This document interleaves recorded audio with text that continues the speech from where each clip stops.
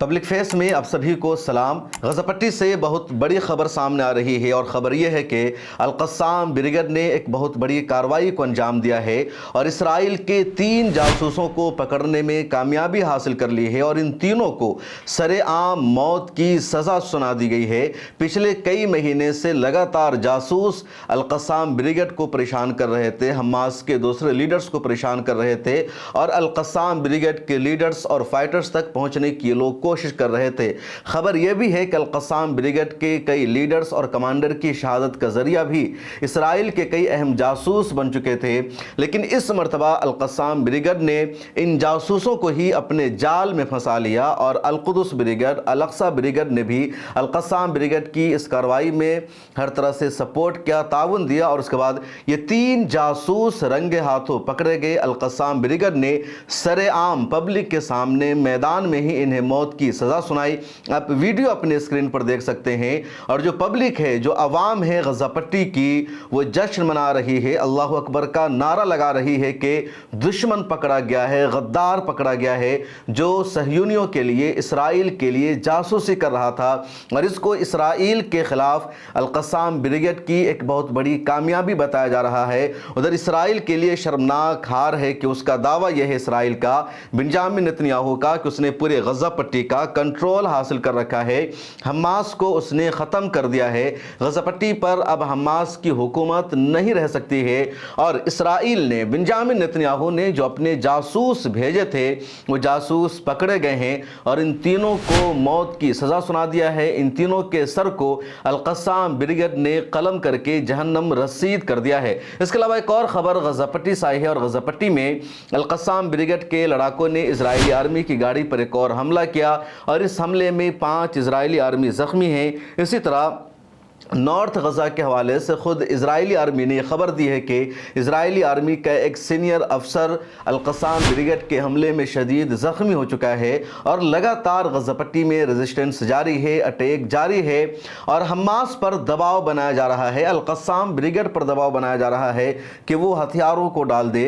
फ़लस्तीनी अवाम को मजबूर किया जा रहा है कि वो अल-क़स्साम ब्रिगेड और हमास के ख़िलाफ़ एहतजाज करने लगे। वो साफ लफ्ज़ों में कह दे हम हमास के ख़िलाफ़ है, लेकिन बेंजामिन नेतन्याहू की साजिश और कोशिश कामयाब नहीं हो रही है। इसके अलावा पिछले दिनों में ये खबरें भी सामने आ चुकी है कि जो इजरायली आर्मी है वो गजा पट्टी में दोबारा जाना नहीं चाहती है।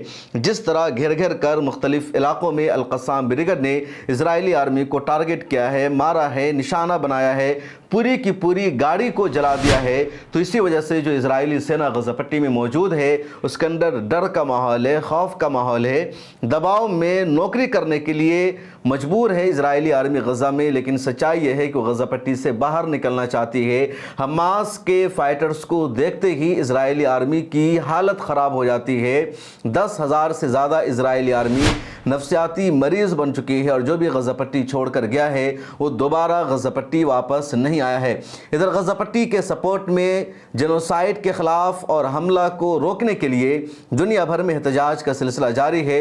यूरोप के कई मुल्कों में एक मरतबा फिर एहतजाज शुरू हो चुका है और जो एहतजाज पहले से था उसमें शिद्दत आ चुकी है। इधर ग्लोबल स्मूथ फ्लोटिला जो गजा पट्टी की तरफ रवा दवा है और दुनिया का तारीख़ का सबसे बड़ा एहतजाजी कारवा माना जा रहा है। ये कारवा गजा पट्टी के बहुत नज़दीक पहुंच चुका है और अगले 2-3 दिनों में ये गजा पट्टी के समंदर के नज़दीक पहुंच जाएगा।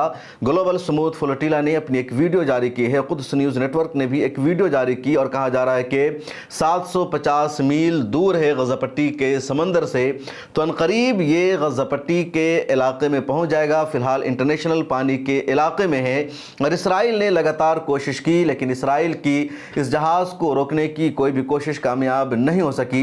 पाकिस्तान का भी एक डेलीगेशन इस काफिले में शरीक है और पीर मजहर सईद शाह है, उन्होंने एक वीडियो भेजी है। आप इस वीडियो को सुनिए। उन्होंने ताज़ा तरीन अपडेट दी है कि उनका काफिला, उनका कारवा कहाँ पर है और कैसे आगे बढ़ता जा रहा है। बिस्मिल्लाहिर्रहमानिर्रहीम, नहमदु व नुसल्ली व नसल्लिम अला रसूलिल करीम।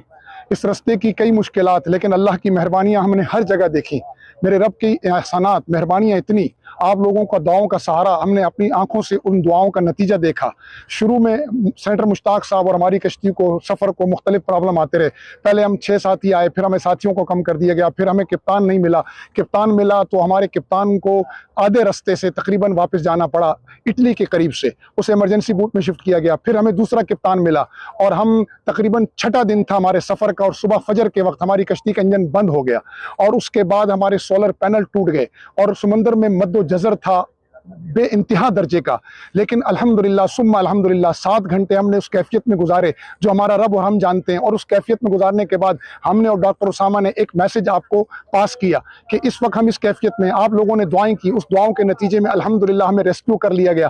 اس وقت الحمدللہ ثم الحمدللہ ہم سرائے کوزہ کی، یہ ایک بندرگاہ، ایک سرائے کوزہ ایک جزیرہ ہے، ہم اس وقت اس کے ساحل پر ہیں، اور یہاں پر الحمدللہ موجود ہیں۔ ہمارے جو مرکزی آرگنائزر ہیں انہوں نے کہا ہے کہ آپ یہاں انتظار کریں، انہوں نے یہاں ساحل پر ہمارے پاس اپنا وکیل بھیجا ہے، اس وکیل نے ہمیں یہاں ٹھہرنے کی پرمیشن دلائی ہے، اور ہم اس وقت سرائے کوزہ کے ساحل پر ہیں، اور انشاءاللہ ہماری کوشش ہے، کئی رکاوٹوں کے بعد اللہ کی رحمت سے ہمارا یہ سفر جاری رہا ہے، امید ہے کہ اس رکاوٹ کے بعد بھی انشاءاللہ اللہ تعالیٰ ہمارے سفر کا کوئی نہ کوئی ذریعہ بنائیں گے۔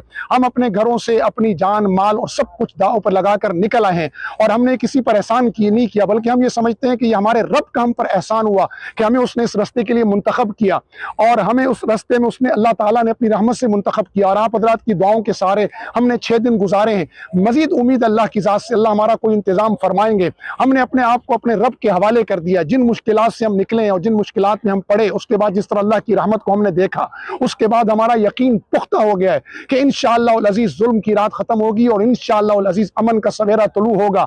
غزہ کے مسلمانوں کو جو ہے وہ اللہ تعالیٰ ضرور بے ضرور آسانی عطا فرمائیں گے، اور امت اور انسانیت انشاءاللہ ایک ہوگی اور اس ظالم حصار کو توڑے گی، اور غزہ کے مظلوم انسانوں تک انسانی راہداری کو قائم کیا جائے گا۔ آپ ہمارے لیے دعا فرمائیں، اللہ ہمارے غزہ کے سفر کو منقطع نہ فرمائے، اللہ ہمیں اپنی رضا میں راضی رہنے کی توفیق عطا فرمائے۔ الحمدللہ ابھی تک ہمارے سارے ساتھی پرجوش ہیں، پرعزم ہیں، اور ان کے پائے استقلال میں کوئی کمی نہیں آئی ہے۔ دعا فرمائیں اللہ تعالیٰ اسی طرح ہم پر اپنی رحمتیں جاری رکھے، اور دعا فرمائیں کہ اللہ تعالیٰ ہمیں کوئی کشتی دے دے یہاں سے، کیونکہ ہم جس جزیرے پر ہیں، اس کو سراکوزا کہتے ہیں، جس جزیرے پر ہیں، یہاں سے ہماری آرگنائزنگ ٹیم کی کشتیاں بہت دور ہیں، لیکن ہم اللہ کی رحمت کے سہارے ہمیں یہاں رہنے کی، ساحل پر رہنے کی اجازت مل گئی ہے۔ امید ہے کہ ہمارا یہ سفر انشاءاللہ جاری رہے گا، اگر نہ بھی خدا نہ خواستہ جاری رہا تب بھی انشاءاللہ ہمارے دل، آپ سب کے دل غزہ کے ساتھ دھڑک رہے ہیں، مظلوم مسلمانوں کے ساتھ دھڑک رہے ہیں، مظلوم انسانوں کے ساتھ دھڑک رہے ہیں۔ ہمارے آقا کریم صلی اللہ علیہ وسلم کے فرمان کے مطابق کہ مسلمان ایک جسم واحد کی مانند ہیں، ہم سب ایک جسم واحد کی مانند ہیں، اور انشاءاللہ ہم ایک تھے، ایک ہیں اور ایک رہیں گے۔ آپ سے درخواست ہے کہ آپ اپنی دعاؤں کا حصار ہمارے گرد قائم رکھیں، اللہ تعالیٰ ہمارے قدموں کو ثابت قدم رکھے، اور اللہ تعالیٰ ہمارے سفر کی تمام مشکلات دور فرمائے۔ ہم اپنے رب کی رضا پر راضی ہیں، حسبنا اللہ ونعم الوکیل، نعم المولا ونعم النصیر، وَإِن يَمْسَسْكَ اللَّهُ بِخَيْرٍ فَلَا رَادَّ لِفَضْلِهِ۔ کوئی نہیں جو اللہ تعالیٰ جب خیر ڈالنے پر آ جائے، خیر دینے پر آ جائے، اس کو کوئی روک نہیں سکتا۔ ہم اپنی رب کی رضا پر راضی ہیں، اور ہم نے اپنی رب کی رحمتوں کا نظارہ ان 6 دنوں میں دیکھا، بالخصوص جب ہماری فجر میں کشتی پھنسی، اور اس کے بعد 7-8 گھنٹے تک جس کیفیت میں ہم رہے، وہ ہم سمجھتے ہیں کہ ہمارے رب کا ہم پر خاص رحمتیں تھیں، جس نے ہمارے پائے استقامت کو ثابت قدم رکھا، اور صرف ہمارا نہیں، ہماری کشتی کا ہر فرد، ہمارے ساتھ ایک 72 سال کے بزرگ تھے تیونس کے، الحمدللہ وہ بھی اسی طرح پرعزم تھے جس طرح جوان پرعزم تھے، جس طرح ہمارے ڈاکٹر اسامہ ہماری کشتی میں سب سے کم عمر ہیں، صرف 23 سال کے ہیں، باقی ہمارے سب ان سے بڑے ہیں۔ جس طرح یہ جوان پرعزم تھا، اسی طرح ہمارے 72 سال کے بوڑھے بھی پرعزم تھے۔ یہ میسج ہم نے آپ کی تسلی کے لیے ریکارڈ کروایا ہے۔ اللہ تعالیٰ سے دعا فرمائے اللہ ہماری مشکلات کو آسان فرمائے، ہمارے سفر کے اسباب اللہ مہیا فرمائے۔ ہم اس ساحل پر صرف آپ کی دعاؤں کے سہارے اور اللہ کی رحمت کے سہارے اور رسول اللہ صلی اللہ علیہ وسلم کی نسبت کی وجہ سے ہم یہاں موجود ہیں۔ اللہ تعالیٰ ہمارے سفر کو قبول فرمائے، اور جو کچھ مشکلات آ رہی ہیں اللہ تعالیٰ اس مشکلات کو دور فرمائے۔ مشتاق صاحب کے لیے بھی مشکل آئی، ان کی کشتی کا کبھی ڈیزل ختم ہوا، ان کے بادبان ٹوٹے، لیکن الحمدللہ ان کا سفر جاری ساری ہے۔ ہمارا سفر اس وقت سراکوزا کے جو ہے جزیرے پر آ کر رکا ہوا ہے۔ دعا فرمائے اللہ تعالیٰ ہمارے لیے بھی آسانیاں فرمائے، پورے قافلے والوں کے لیے آسانیاں فرمائے، بالخصوص اہل غزہ کے لیے آسانیاں فرمائے۔ والسلام علیکم ورحمۃ اللہ وبرکاتہ۔ तो आपने सुना ग्लोबल स्मूथ फ्लोटिला के बारे में, बराह रास्त वहाँ जो मौजूद है उनसे आपको ये जानकारी मिली है। इसके अलावा फ़लस्तीन को अब एक नई कामयाबी मिलने लगी है। जिन मुल्कों ने अब तक इसराइल का साथ दिया, फ़लस्तीन को एक स्टेट के तौर पर तस्लीम नहीं किया, फ़लस्तीन को जो ऑक्यूपाइड फ़लस्तीन कहते थे, जो इसराइल का हिस्सा मानते थे, उन देशों ने अब यूनाइटेड नेशन में फ़लस्तीन को रिकग्नाइज़ कर लिया है।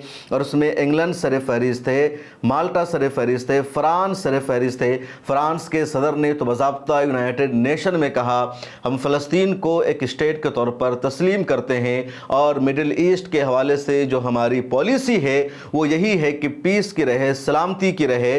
उधर इंग्लैंड में जो फ़लस्तीनी अथॉरिटी का सफारत खाना था वहाँ दोबारा फ़लस्तीन का परचम लहराया गया है, जश्न है, क्योंकि जिन लोगों ने फ़लस्तीन की सरज़मीन पर इसराइल को बसाया था अब दोबारा उन्होंने फ़लस्तीन को तस्लीम किया है, और फ़लस्तीन को एक आज़ाद स्टेट का दर्जा देने की लड़ाई जारी है। और इस लड़ाई में इज़राइल और अमेरिका अब तन्हा पड़ चुके हैं, बकिया पूरी दुनिया फ़लस्तीन के साथ है, गज़ा पट्टी के साथ है, फ़लस्तीनी ग्रुप के साथ है। यूनाइटेड नेशन के 193 ममालिक में से 154 से ज़्यादा ममालिक ने फ़लस्तीन को एक आज़ाद स्टेट के तौर पर रिकग्नाइज़ कर लिया है। और क्या फ़लस्तीन अब एक आज़ाद स्टेट बन जाएगा? रिकग्नाइजेशन का मतलब क्या है या रुकावटें अब क्या है? इस पर कल मिल्लत टाइम्स पर मैंने एक तफसीली वीडियो बनाई थी, तो मिल्लत टाइम्स पर जाकर आप उस वीडियो को ज़रूर देख लीजिए। और पब्लिक फेस भी मिल्लत टाइम्स का ही एक चैनल है, तो आप इसे ज़रूर सब्सक्राइब कर लीजिए,